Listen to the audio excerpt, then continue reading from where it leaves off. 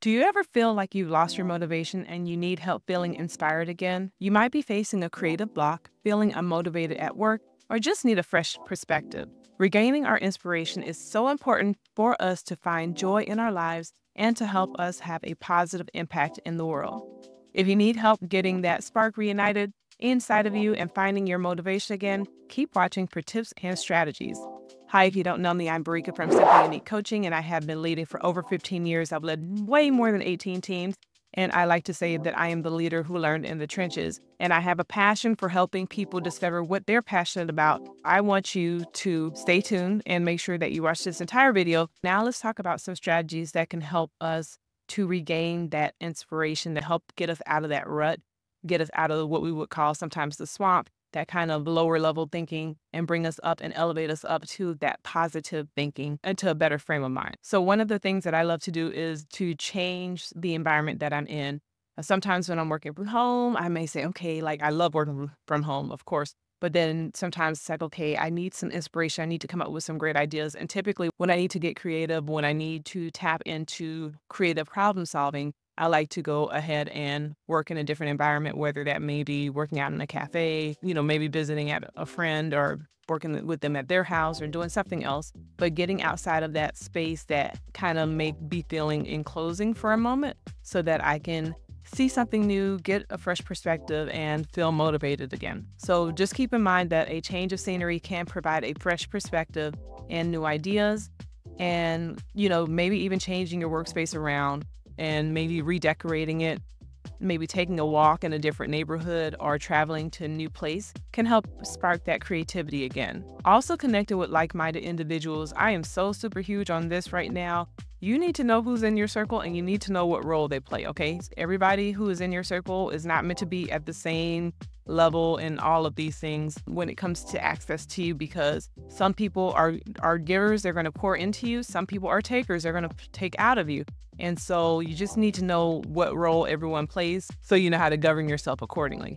And in knowing that, when you are needing to be inspired, being around people who are innovative and creative can be really, really, really helpful. Whether that is maybe an innovator, someone who's creating things, or someone who's just a person who thinks outside of the box, and it really helps to have that exposure, because that's going to help you get into that type of mind frame and you guys are going to rub off on each other, and that's going to be a really, really great thing. So you want to make sure that you keep that in mind. You can join a club, you can attend networking events, or participate in online communities related to your interests. So number 3 is reflect on your goals and your values. So we want to decide on what is important to us. What is it that we're passionate about? What is it that gets our blood pumping and our brain moving and all of those kind of things, right? So we want to consider all of the things that we are passionate about. I'm super huge on that because I feel like whatever you're passionate about is probably why you were put on earth, to make a difference. Everybody can't be passionate about everything, or else a lot of things will get neglected. But I feel like each of us have a passion about something. And when we all work in our passions, we are very, very happy. We are very, very fulfilled. And we are also able to cover all of the different areas. Somebody has to have compassion and passion for helping children. Someone has to think about the homeless. Someone has to think about city development. Some people have to think about the ocean. When all of us feed into our passions, then it's going to make sure that everything gets covered. And part of the reason why you may be feeling uninspired is maybe you're not doing something that you're passionate about. So even if for your job, you're not able to work in the field that you're passionate about, maybe you can volunteer in that industry or in that field. And that is how you can get that need and that fulfillment met. So definitely consider your goals and your values and make sure you're connecting with what truly matters to you. Write down your long-term goals and the reasons behind them. Reflect on how your daily actions align with those goals, and just make sure that you are, again, working towards what your passion is, because I'm telling you, the most miserable people are the people who are fighting against their passion. It's like the person who went to school to be a medical doctor. They're making 6 figures, but they're super miserable because they would rather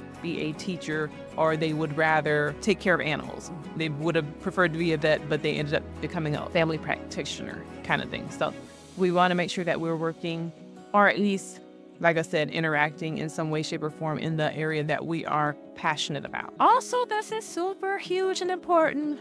Take a break whenever you need it. Take care of yourself. Make sure that you take the time to pour into yourself. Sometimes we can get that drain when we are working in just areas or doing things that just don't inspire us. And so by taking a break and taking a step back and doing something different, that can help break up that monotony and break up that kind of that mindset that's going in this direction and just say, stop here. And then it's like, okay, now you can breathe, exhale, woosah, whatever it is that you do. And then you go back into the normal everyday life things. And then you see, okay, well, this is working for me. This is not working for me. Maybe I can go, like I said, volunteer. That is a great way to be able to make a positive impact in the world. And it's very fulfilling. And that's why you'll see a lot of people who are very wealthy, after they made money and money's no longer an issue, they go and do the things that they're really passionate about because that gives them a sense of purpose. Just make sure that you make time for activities that bring you joy and relaxation, and do those things that make you happy. It could be gardening, it could be cooking, it could be playing a musical instrument, it could be hanging out with your friends or your family. But make sure you take breaks and make sure that you take time out to enjoy life, because being out of balance is not a healthy thing at all. So now we're going to take you towards the destination that you want to be headed in. The second sign is going to be a lack of creativity and innovation. Because you're not feeling inspired, you're not coming up with new ideas or wanting to step out of the box in certain aspects. You're kind of feeling very comfortable with where you are, and you are maybe not feeling like anything new is happening. Everything is mundane, and not feeling like the need to kind of take a risk and to step outside of the box, as they say. Also, you can have a decrease in productivity, because when you are not inspired, when you feel like what you're doing is not really making a difference, or if you feel like it just really isn't clicking the way that you want it to click, then you feel like, well, what's the point of doing what I'm doing if it's not making a difference, if it's not helping the world, if it's not making something better? There definitely can be a lack of inspiration and productivity that comes along with that. Also, you could experience mental or physical health issues. I am not a mental health professional, but I do know that sometimes when we are lacking in that space of motivation, and I've been there before, that, you know, sometimes our thoughts are just not as productive or helpful as we want them to be. If you think about it, think about when people retire. Sometimes some people retire and they go off to live their best life, and then some people retire and they unfortunately go the way of the grave because they just lack purpose, they lack inspiration, they lack motivation. Some other people, they were like, finally, I'm done with working. Now I can really get into what I really wanted to do all along. Or now I can go spend time with my grandkids or things of that nature. So think of it kind of that way. If we don't have a purpose, if we don't have something we're passionate about, then we will definitely sense a lack of motivation and inspiration. And then, you know, again, that can deteriorate someone's mental health, their physical health. So we want to make sure that we stay motivated. We don't want to be stuck in that place for a long period of time, because it's not healthy. Also, in the workplace, there can be a strain in the working relationships, because if you are around people who are working hard, who have a sense of purpose, who feel a sense of accomplishment, they're not going to really want to be around somebody that they feel is like lacking. I'm thinking kind of like, you remember Winnie the Pooh and that Eeyore character? And it was just like everything was just down all the time. And just, you know, I was like, dude, do you need a hug? Did he need a hug? Let me know what you think. It can cause a strain in relationships, especially at work, because when people are trying to move forward, if they feel like they're having to drag someone along, or if they feel like that person is dragging the team down, then it can definitely cause problems. So now we're going to talk about how to maintain your inspiration. But first, I want to hear from you. What are some ways that you have worked on becoming re-inspired again and getting that back, that mojo, that good feeling of, okay, I can do this. And yes, I'm ready. Put me in the game, coach. Let me know in the comments. So now we're going to talk about how to keep this motivation for an extended period of time, because we can have that rah, yay, I can do it. You know, that cheerleading effort that feels like, yes, I can do it and I can do it now. But then if we don't nurture that, that's going to wane and it's going to fall to the wayside. It's almost like when, I don't know if you've ever been to like a multi-level marketing event where they have this huge rally and they have all these motivational talks going on, and people feel like, yes, I can sell this product, or yes, I can recruit members, or all these things.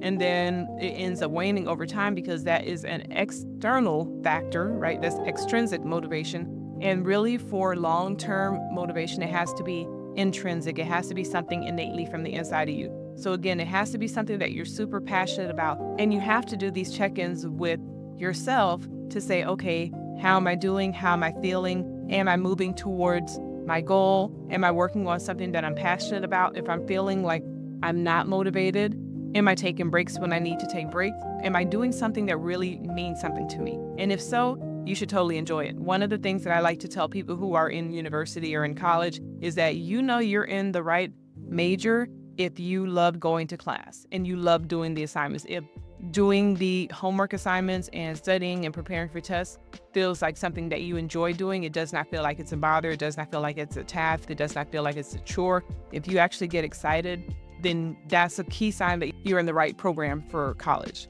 or, whatever program you're studying. But if you find that you're like, okay, I really don't want to do this, then that's like a key indicator to me that might not be the best thing to major in. Maybe you can take some of the classes in it, but you may not want to major in accounting if you hate going to macro and micro accounting classes. Just saying. But when we are truly very, very much in our flow, very much in our lane, then we are going to be passionate. And the only time we might have to take a pause again is if we're tired.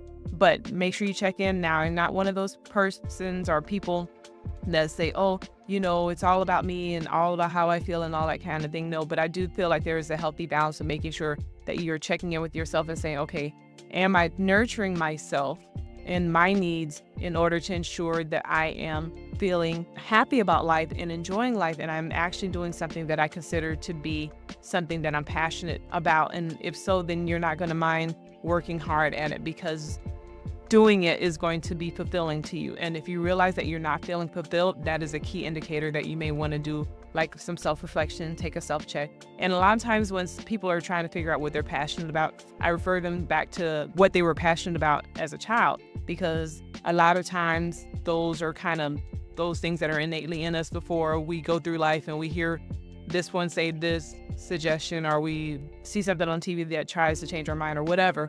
But a lot of times as kids, what we are really passionate about or really interested in, a lot of times that's really how we are. And I can tell you that just from my own personal life, my own personal experience, and then also with me at one point in time working in education. I worked in education for about 10 years, and then working with children, younger children.